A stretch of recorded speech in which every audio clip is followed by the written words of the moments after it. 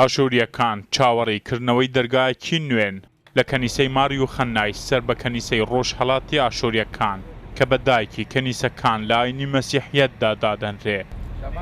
پاتریاکی 121ەمین دەست بەکار دەبێ.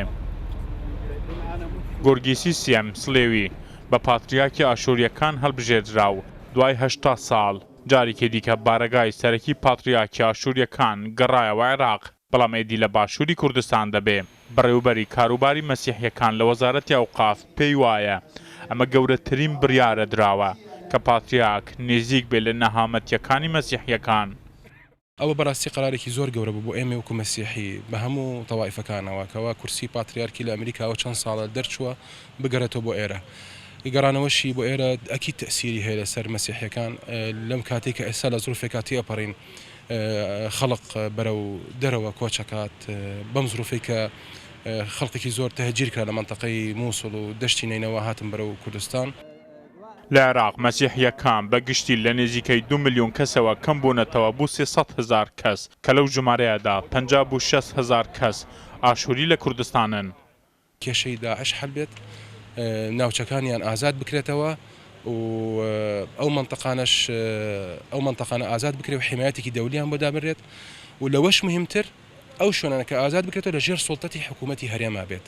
مۆزوعی دوو ئیدارەی بینی بەغا و هەولێر بینی هەرێم و بەغداد کێشێکی زۆر گەورەی دروستکرد کاتی خۆی. لە مەراسیمی دەست بەکاربوونی پەتریاکی ئاشوریەکان خەڵکێکی ئێجگار ئامادە دەبن. ئاشوریەکانیش لەم سەر بۆ ئەو سەری دنیا هاتوون. لە هەموو شوێنەکانی جیهاندا ئاشوریەکان هاتووە چونکە وەکی وتمان ئەو حەدەسێکی زۆر مهمە لە ئەمریکا هاتوونە، لە ئەوروپا هاتوونە، لە ئوسترالیا هاتوونە، لە ئیرانەوە هاتوونە. ئانی جای من ئوسترالی من مەڵبن من لە ئوسترالیاوە هاتووم. بۆ من زۆر گرینگە بەشداری ئەم ڕووداوە ببم و بە چاوی خۆم ببینم.